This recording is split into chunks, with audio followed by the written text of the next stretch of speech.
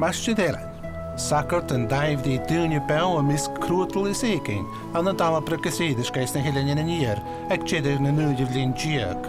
Á man níor is farafteach, nuair a dhéimteach ach ní go cheantar is an duine bhasa i loscach.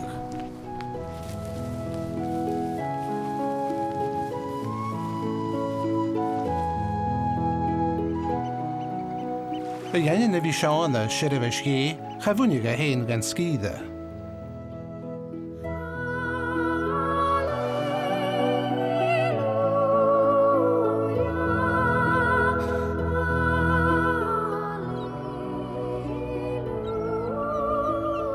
Sanna seo an na Ghearasdan lochapar a rugadh, an an 8 léchiad sa nui, na gachaí os ciún ástan bhuineas, seán tócalach a príomhráid a bhela.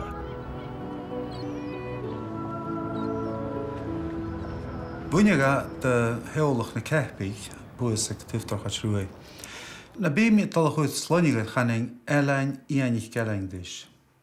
Ian bach Ghearasdan bhuineas de bhadnach, ach hanig an nás ná gúdach agus ugópad jog a pása. Agus colachtam hín chai Maighstir Ailean Dòmhnallach de College de Blairs, agus an lórsna Joe Shepley na chaig an Spáin. Well, is ac yn le cíns gro Gàidhlig a chiad agus ac i bheithad, ach ha bhór chuid gan bheach gynne gléibh a Gàidhlig bheith a héin na fásús na hos Ghearasdan. Agus na da chaig an Spáin húca leis a College de Blairs, 3 leardig an bicle. A fachlad ag Ewain MacLachlan, na daing spiritual agus cúteach iúlach líastí. Agus fan il Czechoslovaquia nach de chleachcha sin is an Gàidhlig a héanaiste lei.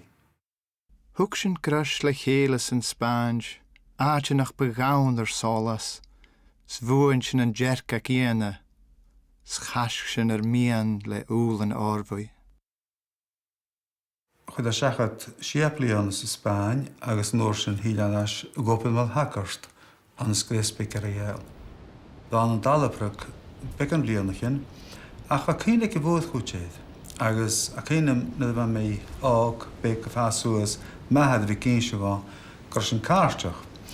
Agus bhuineag a deolach acamsa de scíide inar láthaid buas ag túh na ceithbích, agus gopric mé meach de cúteachu ba cárte nile go bhfuil mahad agus Maighstir Ailean itar is an teachgó lín I thuh clownas agus cárteachs.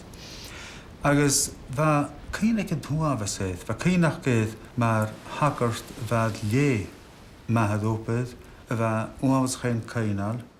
Agus ag an nónám ha gléichéineach gra colachise sacr se bhánach an nám sin gra go má cruide iad muid don láte a thuh marlach agus a thuh chicas na héclaise. Agus bheith cuiteach cála san bheith céine bhór ag a chuiletaine iad Maighstir Ailean Sacrtág a chaile bheitthe anna bhí caiinte stúí féin idirrá tinias agus is go chuiletaine godarín Maighstir Ailean ha áran ga godarín bhartach ga.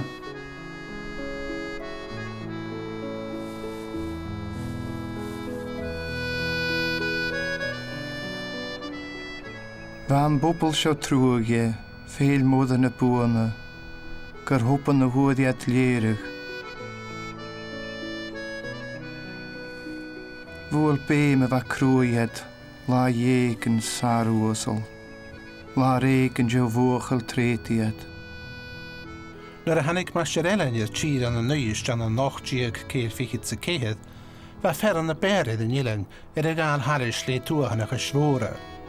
Bheith a gar a chúrachs na háidean sin agus a culmúidir an áide amachchas na dachaíonachcha. Char an tuachcaran a bheith uasal gálan cathcart a furachad ná a gáil gráchlis in Ailean ich héin. Sí creit sin go raibh sábhail a hiice in na duine a bhfuil charchuáin go bethe úr. I bhbliana a stánig Maighstir Ailean, chaid fianna se háirstocha sin na cruachtaran.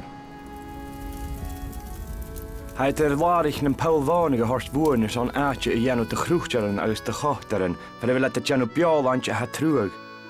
Man ní sin geran sé fricars de dhéobh sin ban bhálaí, chanil áite go leor ann san dúich gan na duine. A cha, a áite go leor ann do gá urat, agus a hrí urat, áite san deach cúdile uatach agus an có-éicneachach, gos a gáil thar chuain na Gàidhlig. Ha cúdú a bhí an céal a bealú, cúdéir fallachans na huavans, na scorans, na cricin, idicals cyn déidead an cuirin creim le na hofacaran. Síide chorach grúamach, mar padúil hí san úlach. Sí pan gealan an brúach gaúatach fig an dúil. Marcan sí na lóirach, na rúig had a chúlis. Scra is sgliad gan fósclú, le luamh éim na gúiú. Maighstir Ailean! Maighstir Ailean! Maighstir Ailean! Maighstir Ailean! Ó, hacam, tí a cear. Os do héine han na gáil, tí a tá Eirisgeigh nach. Ó, Maighstir Ailean, sin na rugadh a dhéanaar san go dtí siú cholósa gas, an ar fata ciad a gáil. Tí a fennach a ghi mé nála. Hij sin an nearagas, a bhí furas do nach. Hij come á fór cúteachad. Thucann ó Maighstir Ailean.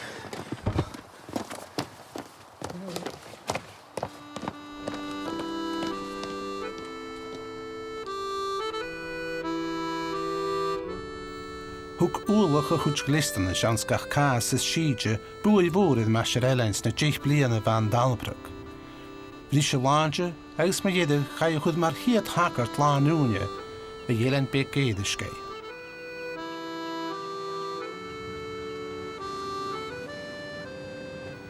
A bharach gan na lochlanich a hána carchuáin sa thu gainem gan Ailean, chan anis grad duine furach an Eirisgeigh chan an tíamhlín deug.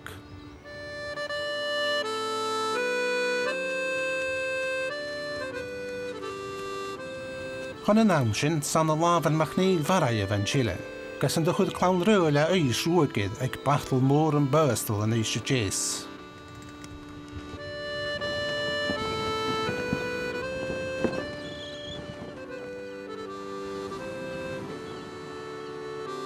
Dí lín Maighstir Ailean bheith slúgad líanscrú go cóg chiad, lí fuat ich in éireanne éis go háris fa húlna benne móda.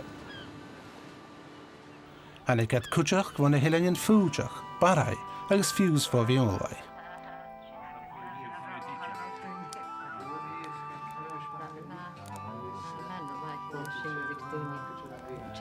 Sin na duine thug le an chuid dh'alchas an an árainn scialach agus bártach go dacha úr, sa thug íondean agus macmenama Maighstir Ailean, sa thug táiseach ar chruinnich an Ailean na háce.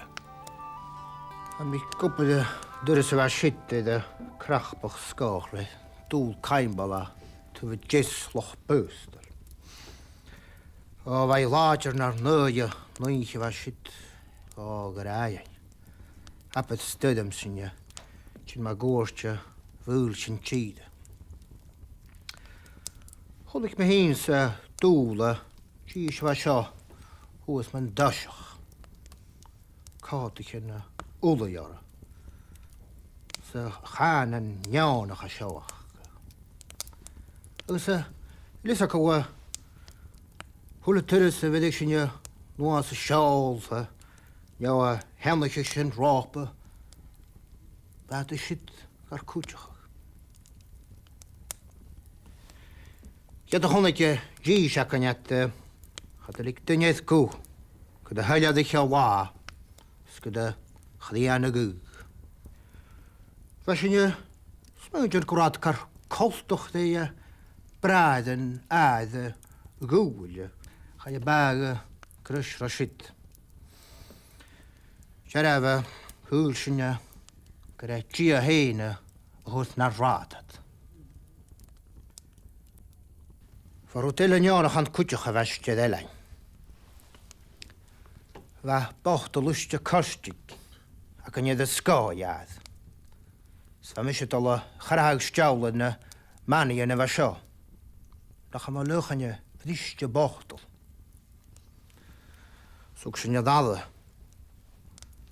Nach een oorlog se bi in de jees, maar lusje kastig.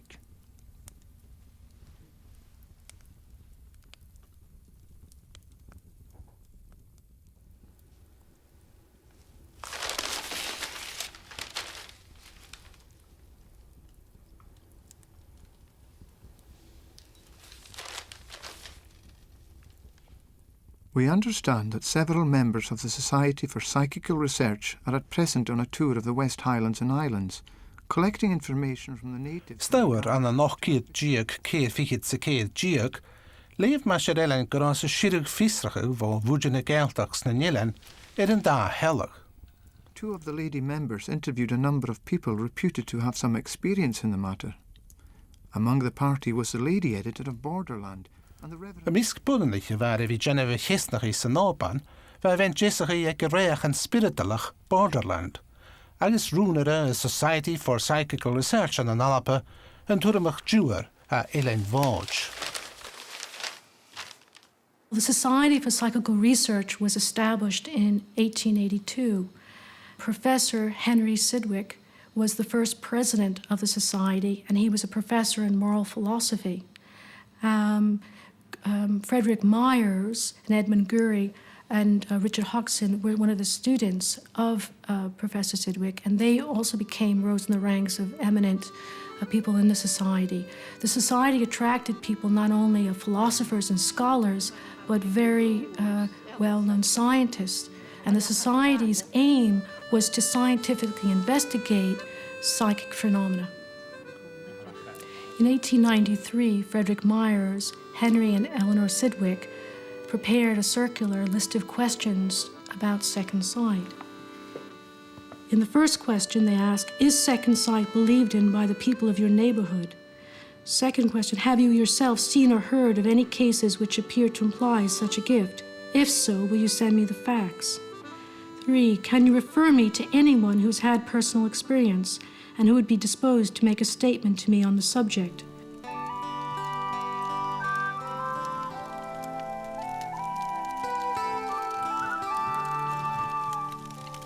Jenne da wiele kistjach na ga je chruinnich gaat a hílech ma ga chiad. Ba moeren jenne deunje nach boerin beerle leven. Hij zijn moer en Ailean nach haar Iris en Biachke, het brengt men daar hellig. Second sight in the Gàidhlig is dh'fhàg, and it means two sights. One is the normal sight, and the other is the ability to have prophetic visions, sometimes of future events, and mostly tragic events such as accidents and deaths. And the more classical accounts deal with burial customs, such as the funeral procession. And in the vision, someone will see the mourners carrying the coffin and, by deduction, know who has died. Many of these experiences are seen not only in the mind's eye, but as a real projected image of something happening at the time. And it's only when it fades does someone realize that this is a vision. Some of the experience can also be auditory, where someone will hear a funeral procession passing by and not see it. Another example of a burial custom is a vision of a shroud, a death shroud, on a person before that person dies. And according to tradition, depending on how high the shroud is on the person will determine how soon that person will die.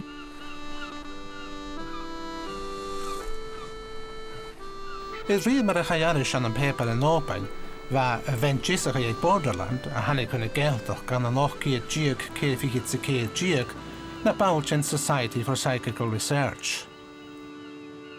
Ishe éda gudrich friar. I riad arish cúteach, buranach, tarannach, tahpi, a va cumasach galaur i lán haithdein vo yísh go cuacal sa vas a choman. Ian Marcus Forge, verti gúrslan mór a bertach alapa, I virtúndach an Nicholas Gàidhligach.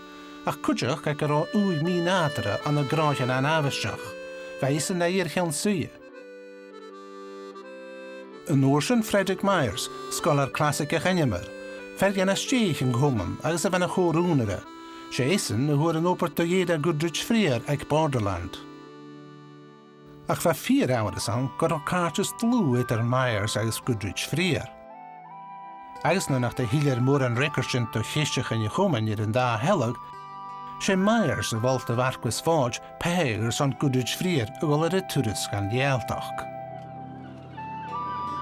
Heoli go chiriis in Mgr Ailean.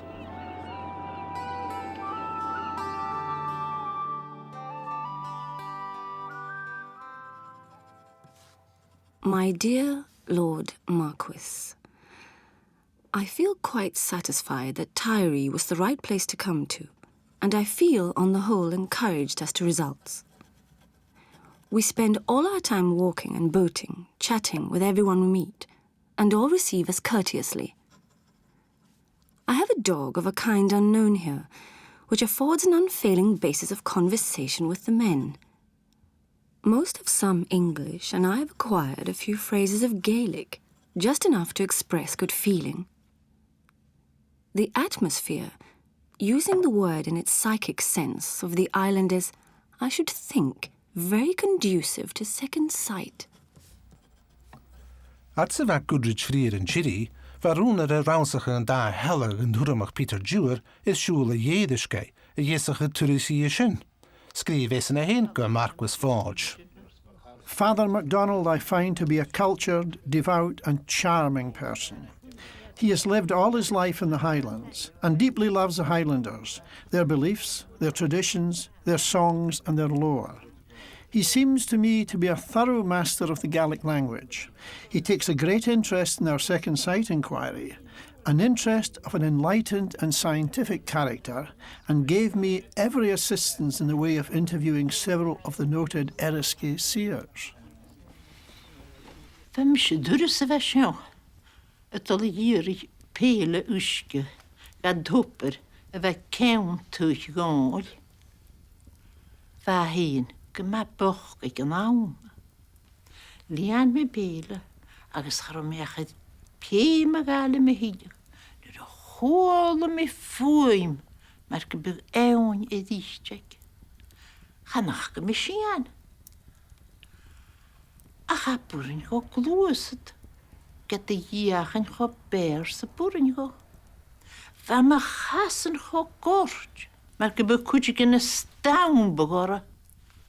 Agus van pele gloeset in nasser nooi. Gos na chrof chavoor chiad uske da Allan. Ho, sich mir ranig. A chaburin go, palav, as a nachtes in am hisu, a son crush. Na de hiel me gachig, wat doelem ke beg me gassen, gorst, agus Ghearasdan. A charo. Ko you. Vanaga a jeshin. Na chana seachd. Agus na de gala van Thar ag go dúch.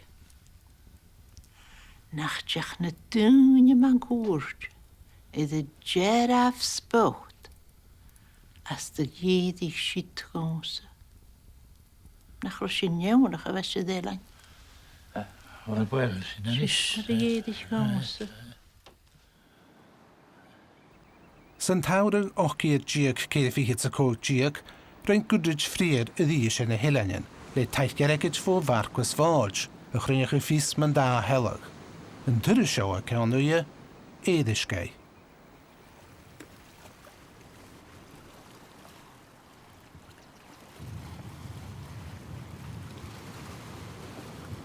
Are you managing fine, Angus? I'm managing fine, thank you. Did you have a good journey? I'm a seasoned traveller in the Hebrides now, Father MacDonald. In fact, I'm becoming so well known I've acquired a Gaelic name. Callioch Vec Nam Borgan. Do you know what that means? The little lady of the ghosts. I take it as a compliment. I do hope you have plenty of ghosts for me on Eriskay. We will do our best, Miss Freer.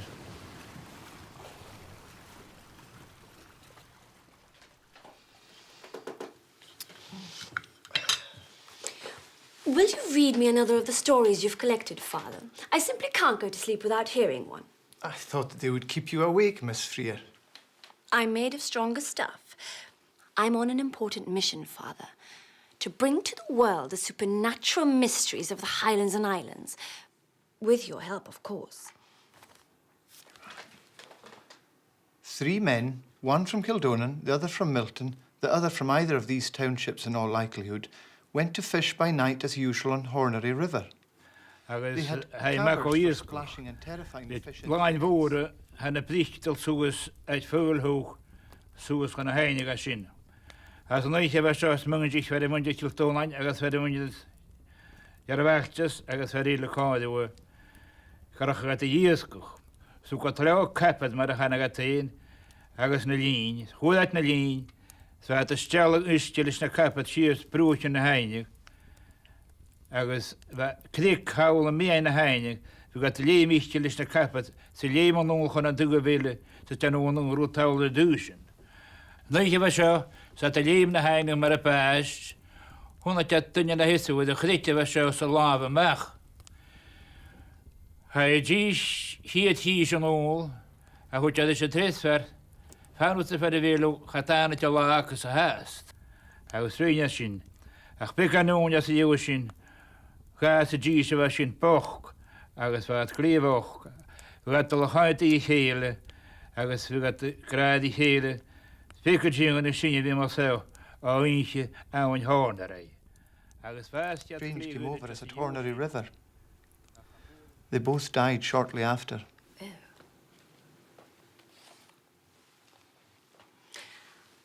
I find it interesting that a priest should collect such stories. Why is that? Well, the stories you've been reading me the past few nights suggest the dead don't go to heaven or hell. Some of them appear to stay here on earth and to be very restless. But some of the people I interviewed on Thar and other places last summer thought their visions were the work of the devil. Isn't it against the teachings of your church to collect such stories? I don't think so, Miss Freer. I regard these stories as an important part of the history of the Gael. They throw light upon the meaning of life as well as death, though some may dismiss them as superstition or the work of the devil. I certainly don't do that. I think these stories are very important. In fact, it would be good if the Society for Psychical Research could acquire these notebooks to give the stories the publicity they deserve. That's not why I'm collecting them, Miss Freer. I'm collecting them to preserve old Gàidhlig, old words and expressions. And they help me to understand the way in which the minds of my parishioners work. I think I can persuade Lord Bute to buy your collection, Father MacDonald. It's a question of fixing a fair price. I'm not interested in money, Miss Freer, but I would like these stories to become better known.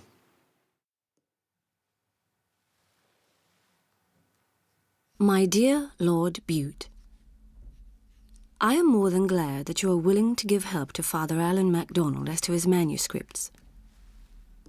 I hope that he will decide to sell them to you outright so that, with your permission, they may afford, apart from any separate publication, material for our present inquiry, as I did not make notes of what he told me, knowing that the matter already existed in manuscript. If it seemed desirable, I would willingly take up my abode in Eirisgeigh for any necessary period, if he and his sister would receive me later. Naturally, he has no experience as to what is or is not valuable in his collection.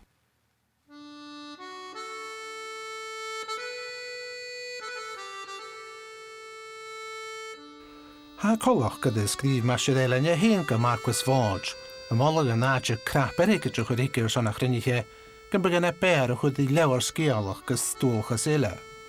A cha pe sinna bheith Marquis Fád a géirí. A laibh eile bheith gúdrid fríar a gahracha go híndin in isise, a géirí Maighstir Ailean a chumálaid thuarastal a náide an féag mór a thuarscá, san a bhrastacha go chruinniche. A dhéanann sin harig a Marquis léichid nácht. Chálaigh gúdrid fríar a thuair síos go déich náchtaíon, a dhéanann Maighstir Ailean a bhí chu cúteach a lí. I am most willing to forward you from time to time all such cases as I may collect. And I am most willing to collect in Barra, South Uist and Benbecula. There is no plan so agreeable to me as to forward notes to you and to leave them to your discretion.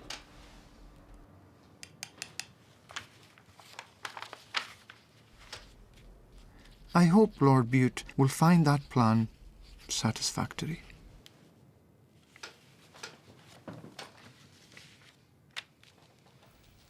Bhanach go bhí scríomh go gúdrid fríar, bheith Maighstir Ailean cúteach go cumala dal leabhar láige. An sin bheith scríomh me rudan mar a ddíide, cúine rána go liúnaige, agus a dars bechca na bheith bhuineas Eirisgeigh gíthe. A gún áte gan de hiúil mi chanach go mi bhuineas á go dtíobh chu traum an féil dua.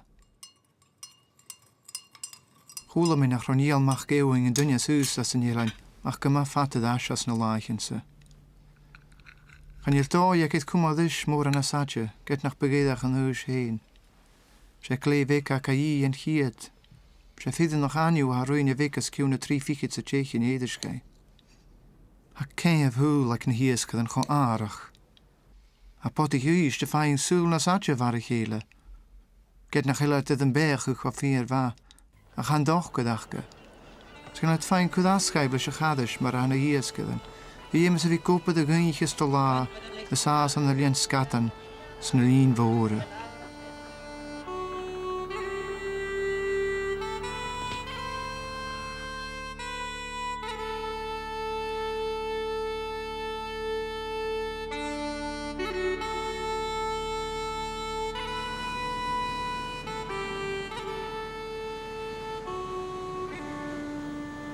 A charó éad a gúdrid fríar, fata bhs múnte agus intin Maighstir Ailean.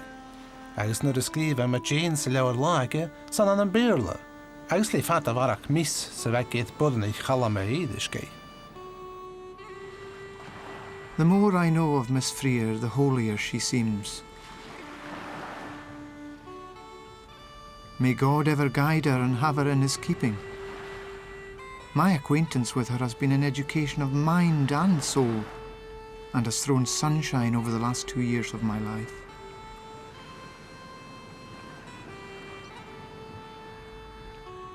The jottings I have made of folklore and kindred stuff, I am glad please her, and I hope this winter to continue collecting.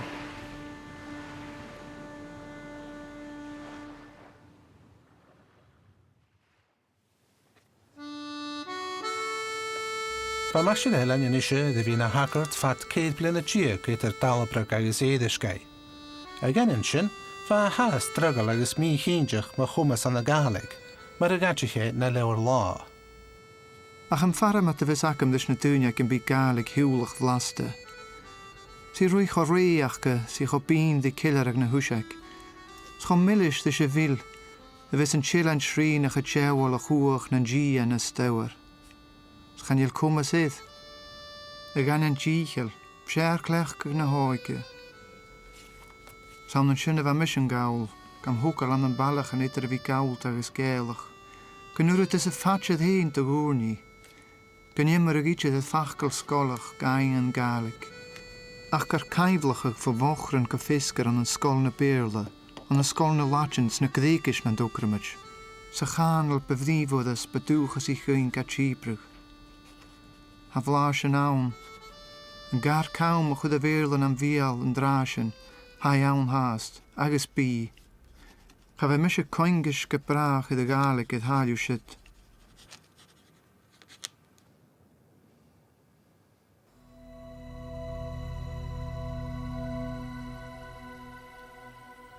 Sa iawr nwy ciad diog, ddys slan gingin gwdwyd ffrier, a ysgrifi gymasedd Allan, groedd ffas o alas o'ch sgi, gyd na chroiach ciad diog gyrichyd. Sy'n tawr ag yn aflan yr ish, hachad rwyd ag yn I fi'n clw fo sy'n ymach, mae'r rawn sy'n lle anas yn anafasioch. Chai yn clw sy'n I chiesnach ag roesyn, yn jegi fi rasach ag fanian an y taimwr an y syrach fferch. Yr oedd fi mel ag gynnu, Ile gael o'r greu clwyn yn gwhyn ond hyw hawl. Se ffyr charage erapsach dy Mgr Ailean, fes ysgrifet ar ei caman ag adelica alastar mach gynnu fiinchel. Hanna geisyn e hen fo yesach gwdwyd ffrier, ach yn eich trwgair rafag dy Mgr Ailean. We hear from various sources that Miss Freer is not genuine and some call her a clever imposter. I never got my wife to believe in her. In London it is said that one society after another and one man after another have thrown her off. Wel, si bod noch hwnnw o'ch targioch o fasio an deud gwrrich ffriar. Mae gyda fi'n cael chruinnich ai. Agus o, fa ddig oela, chad y chod i'r ifen I dyr. Agus chwyd a ffisgo gomaisydd Allan o haid sy'n I hawlding o'r taffiar am y dag ymrwyd. Gyrridol o hun. A hiw afs o'ch man y ffilm, si siwr sy'n somrit y personality bege. Na hiw na jelefig, hai ffwyna, miollt yn ac dde. Fai afs o'ch cwmys o'ch. Agos am ysmynioch ag ffyddon o'ch sy'n mig yn cwdig I ti'n meichol o miar yna. Sy'n dwlach nwy ciad diog sa hyn, gag gwdwyd ffrier sasyn son Jerusalem, fer yn dysgrifi yn aflan y ddysg, y roed raj yn hwng dy saithio yn y twrish gan y Ailean, Outer Isles. To name all who have facilitated our inquiries and added to the pleasure of our wanderings would be impossible in a country where courtesy, hospitality, and even friendship have never failed. I must, however, mention with especial gratitude and esteem the Reverend Allan MacDonald, Catholic priest of Eriskay, whose practical kindness and companionship alone made possible some of the more difficult of our journeyings, and without whose help, much of this book, especially chapters 7 to 13, could never have been written. Am yswynioch o gwylior eich Outer Isles ysgrifi gyrwyd siar a hawn rwyd yn hwyddi ys yr hwsi fo Maighstir Ailean, sef aising i'r hwsi fan y dyrni fan yng Nghwyrst.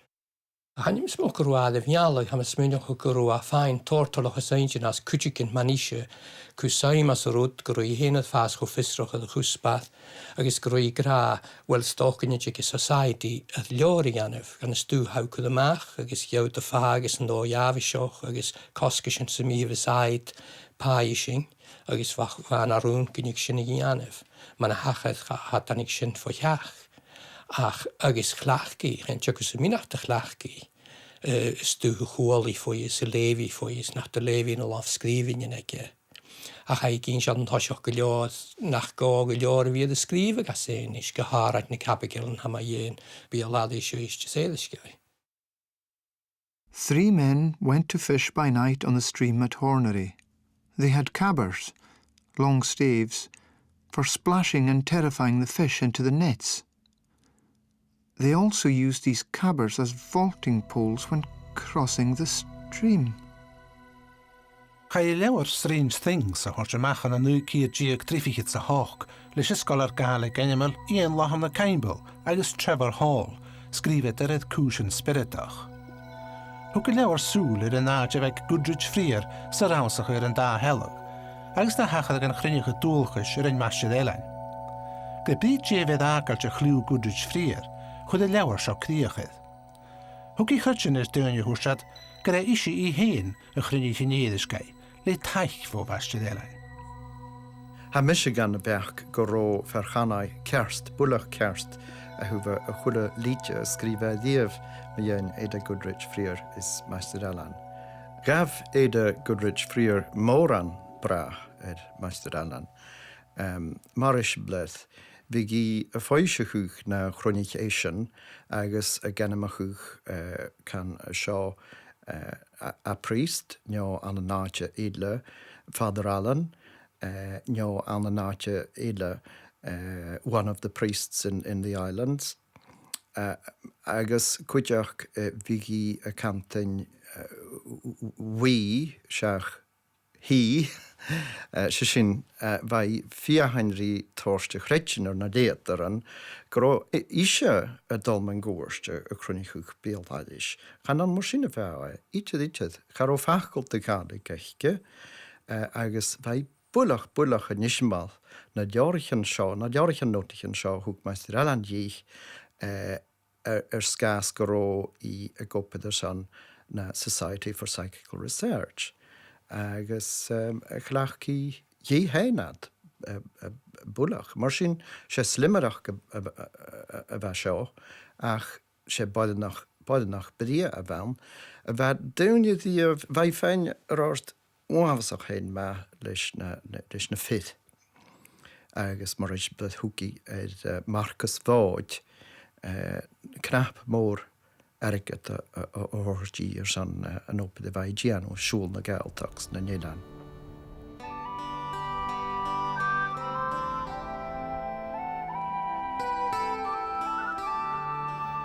Le Ada Goodrich frier in is fallaf, fa go leabhar ann na chumag Maighstir Ailean dal. Fa féimid iclusúr agus éimig an Eriket a hocal. Richtin a live scríbíana gyda Hugh Harwich Walter Blakey as chud na hogas in Yenevas. Ach sin a dúine héin a hog a bhórchuid, a slúdig sa tarann hula sin a bheith dhí mar a bear a búringaibh.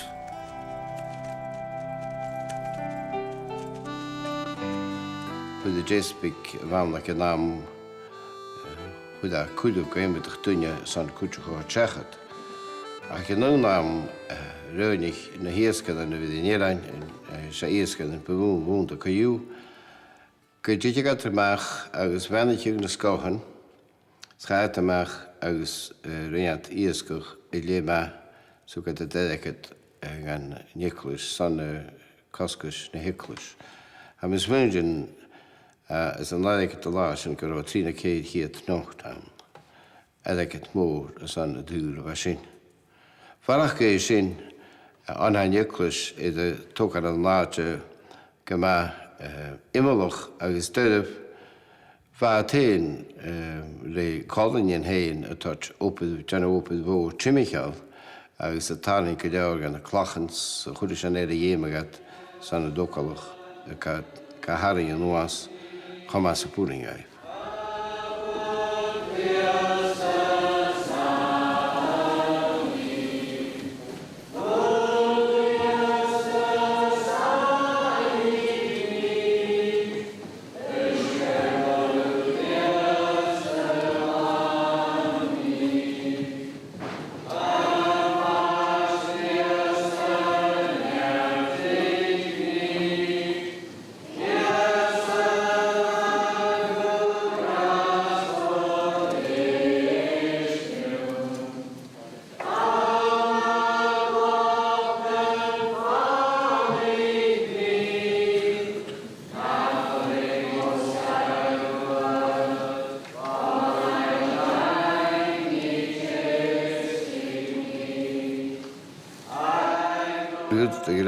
Go creú chuútainine bhil an Eirisgeigh, ceint idir chuir a clach a cha an na balla na Hiclas, agus go bhfuil sin sté a heice a chreú I den Éireansa, gur na dúine héin a sin sin stéich chana bhain go dú go elas gan chláin éidir dóisceall is a chreú, ach go dú de réinead le láman héin, réad cínteach go big áite sáirichte annas an go háirtaí agus go big car na bhíáin is an cruú in Ireland.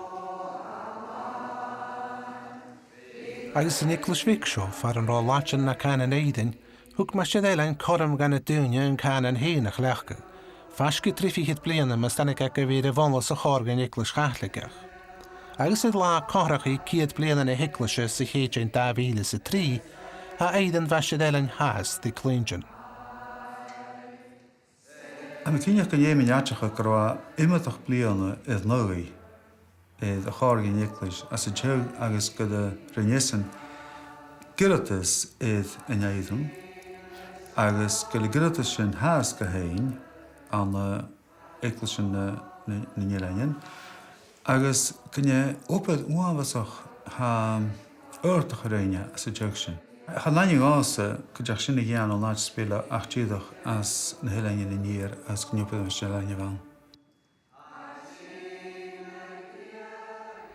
Fadíadach Maighstir Ailean feichin súil spirital na dúine agus a súil bhail corporachga marún. Agus yn dhíchealgaid, ga brosnach agus na dachianach a dhéanag suas agus a géad teichgaibh an Congested Districts Board. Uair a rád dhéanag suas agus hánig an telegraph. Van am isgat o'r taich dy nefad y gianna, as nyr efo'n tawn kerst, faig laif son bic an spors.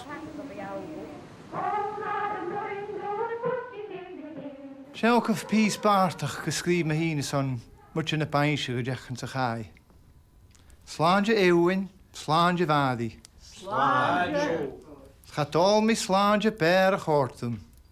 Yn o'n chwys a ham I gerain, nach tiech se fwch yn at y cola. Báin réas leopach ferring is dunne ferral chuideach dóiad, mian cachói a haas an áitis.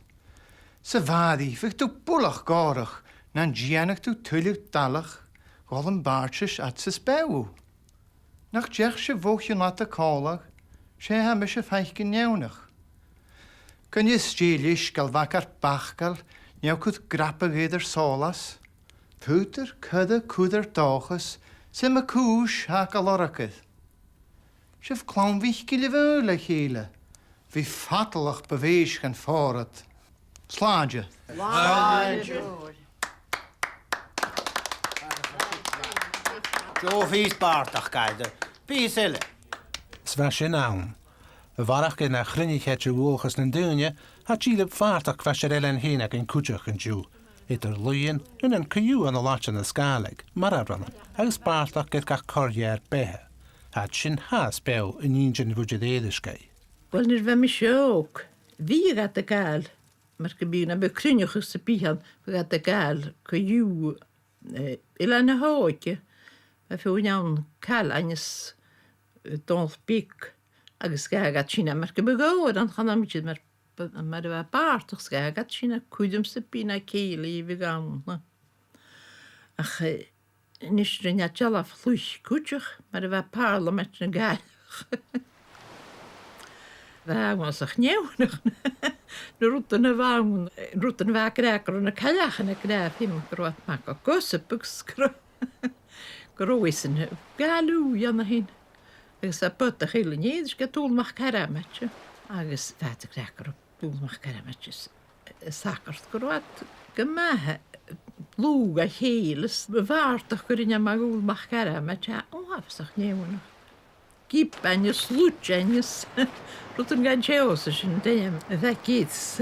Gasgych yn o'i mreitach strynaf. Cwtach na.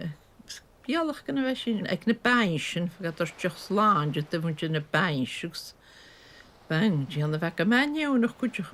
Bainsis yn gainbalig. Ach si bentai ac I hyn fan y cycht fan. A bor a ys y feisio. Agus da gainbalig y fa pos. O, sy'n ia tad yw am sach yn y cainbalig.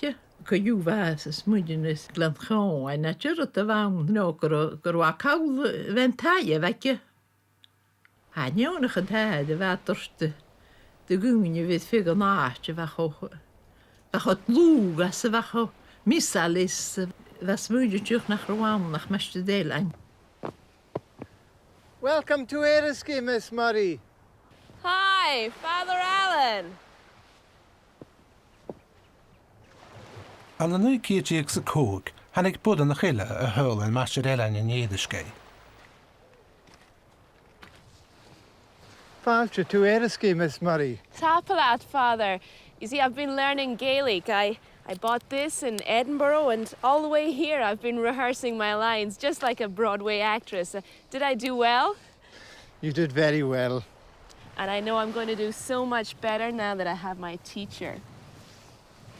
You know, this is every bit as beautiful as Cape Cod. Maar gach Daniela hanna gechaintar Maighstir Ailean huidi fáilte bhlá chrial choinal. Ach sé neach ciúla benan Amy Murray. Boidan na chóg agus cha I meach go taihan an dúine ar feh Eirisgeigh chundaí Maighstir Ailean agus fe cumasan eiche bha ar a tréine gan an gheall an New York agus fe cumasacha ar na hórain a scríúch, a gheall a scríúch sias go iad nach rá Maighstir Ailean. Mar sin bheith sin uamhasach hen táilete ishe bhí aige. Hoek my soele de chruinnich kommelach to krakens with in machkelwei hule nach rouweres vinjaule as hulder am manager kakpovalach in corner so vielen se kruien of plansoes kuddish na rosen barn en slacht.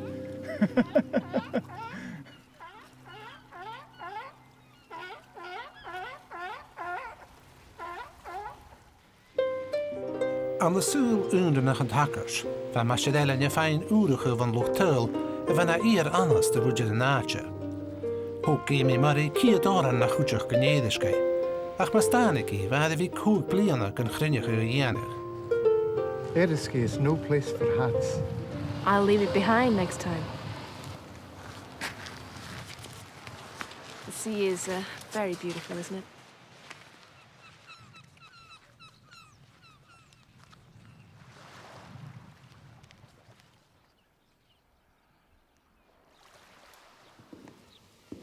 I always put a light in this window to guide the fishermen in on stormy nights. Gia can benach. You were certainly hard enough on the herring girls, Father, making them kneel down in front of the altar and telling them off in front of the whole congregation.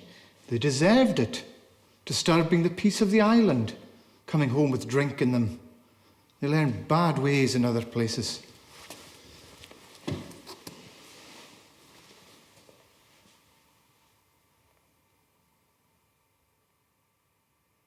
You'll note there is no window in this house looking west.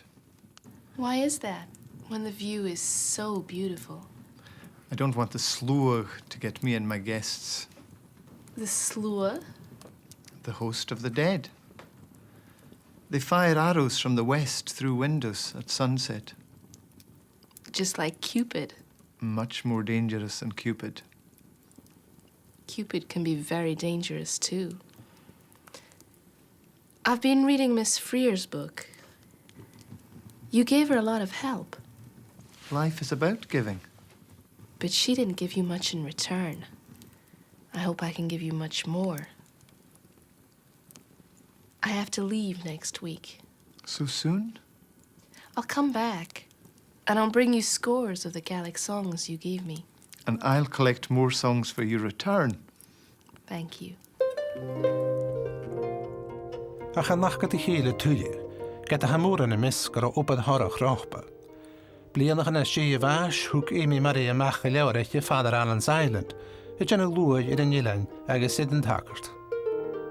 Well, she think an officer chainti noch an Maighstir Ailean. Who dhualchas ning eil. Ha na hesu an a seach leis héin agus ha cheor sin hóni a chruinnich. Chruinnich a chruinnich. A móchuch go bhfuil éireach as dhualchas ning eil a bhallaf sa shiligas. Agus seach go roa mar sin smóchol go dús dinge tanisce le bliadhn as a society as a roa. Ma cheala sin a dáisle sin gisrach go hacinne na helan ag deug an agad an tí ag was slúag móra, dónlach slúag, go leor boch gan is tingisan. Si dinge bha seo bha an a tóramas gan slúag go sóisialta sa fiachar cúteach be sin a gríach. Agus Ríléon seo go iad ga se láint agus hana gneog go ganians go chula cruch dinne calameth. So a chulú tú a sinna, dinge bheith díchalach a falatse meichil cúteach a géine ha me céinteach agus cúteach na a chair cuma cháis gynne ghiclasúr ho gal an Eirisgeigh fa láfúr ag anna sin. Ach an grinneach a go bheith seo.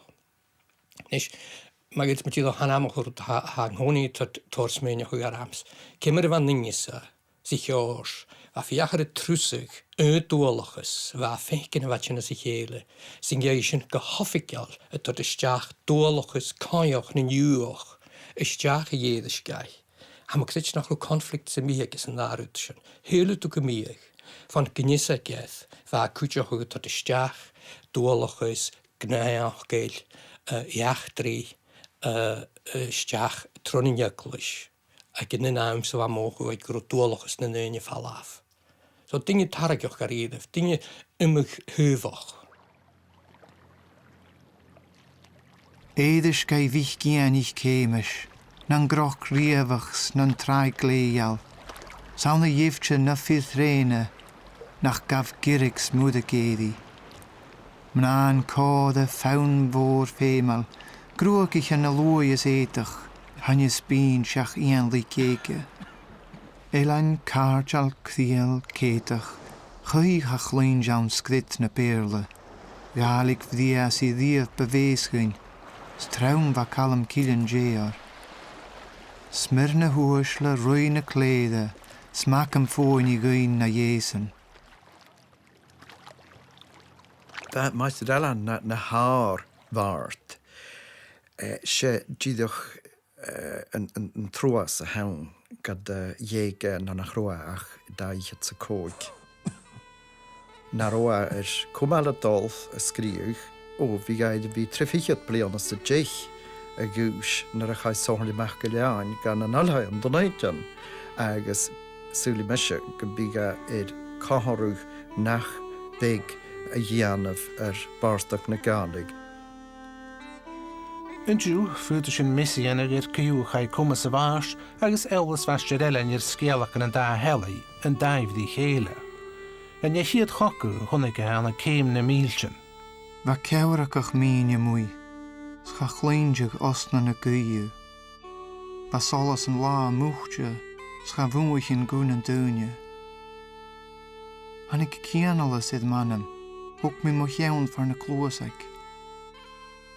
Gaat de hiwl yn anal a chanw, sbolaadjad moch dhia bwolwg. A ffwm nam clwys nam chiawn, a fagal giltjad moch dhia. Mar chéim na míltje na gimach san úrneach, dol go glech gas nach tíliad. San nawr nu cyd diag sa cwg, y flian y hil emi Marig America, fas ich Maighstir Ailean Dòmhnallach le pneumonia, sgynach ústeichid sa sia. Súl yn tachart, súl y farch, súl yn drewaiche. Ik yn bas o'r nŵr nach súlsyn, fergan ismel ús na áge. Boch nio bertjach cor súlte, chanil súd do las fo hárach. Ies y fwda agus ewsef, gwy se hamitadig se manam. Nacwyd cwrdwm ach gen trochgyd. Ham o gochas na dwas falla.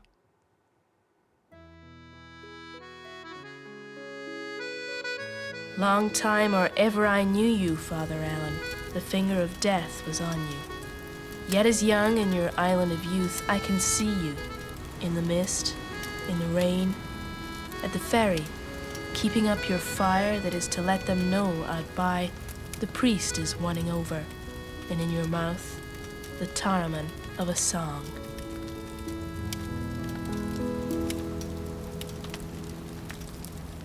Sísan an bálaspan sísan a fer lugs sísan. Agus sin mar a bheith nid bheith hín og sacart sa bíhiiciúg. Sí sacart a bheith. Pwyd eich dó yw na, jys soca sacart a bheith yn óhúla sin. So, sbríca díach anna go sacart bheith ceast. Bheith bwyd a ddiad ysgei. Cainam na ddechrau mi gan olhau an Aberdeen, bat almach cálaíos ciún rhain y ciltich agus a cainam ga einach gan úlaha. Té chwlt yma yw Maighstir Ailean. Agus ys mi ga, gwrs mi ddys, gydach mi eisiau hwgal edd scéalach an Maighstir Ailean agus scéalach an maiúin. Tíadach go cutramach sa bhá as sa cháirsnach, chun na bhain an na Eirisgeigh cuteach an na Maighstir was an Dalabrog, parish sa gas mesúas. Agus thuirte, bhfuil is mún na teo bhhartán, thuirs me dis chan í lisan. Charó de gheála saclamsa ag an nám. Ach, thuirs me dis, na go leor ag íon lá na cáin bal amach, chud más me bheith dúcha mag an Spáin. Agus ug sin an tuamhas de hócail ingin, agus de macvenime, agus de thuteása, agus thuirs me dis, a mis tal heisú sin. Agus thuirte, bhfuil is mungin go bhfuil an cáin balach mar go bíoh seo de frógraméon go héin, go le seo Gàidhlig a héin go seo ceann nua a bheitthe, agus ú maine lisam. Ach, go dú, heisacin, ha a learan goach bh an goid i le na háice. Ha sin atáirs áte de Maighstir Ailean. Chun na bhain mar bhart, ach mar chruinnichaí, mar hacart, agus mar ag go bhfuil an tuamhas háast de bhuaí iad dh'alchas agus iad bech is mungin mu díist agus Eirisgeigh. Agus chaim is mungin sin cuchtaí. Nuair a bheith me hín gus a chaibh gad brúineach má bheith Ailean mar go bh duine mór a bheith dúna uamhas de gópis bhíh sinna do an chlug. Nuair a bheith sin Sgéime do go dún an go cruis Maighstir Ailean a cruis búr a siad. Bheith sin dúnan a dul chun a cruis go bheith sins a gálar núsni. Bhaisachan go Maighstir Ailean a bhans go I dúine an na Eirisgeigh go richtidach go ruad go mór me dhéon díomh. Ailean dhín in náhim gléal, gilad barn an stúrg ma téiteach, Gallian Gearí chatian Pétorst, scoltach í nó veclas téú, cric na dílinn sítas tésa. Gúan erich cránji séiteach, bia na chuain le roin ca répach, cumí míchal mín foscéisian, súr fogavaghs fochrú dhéigin.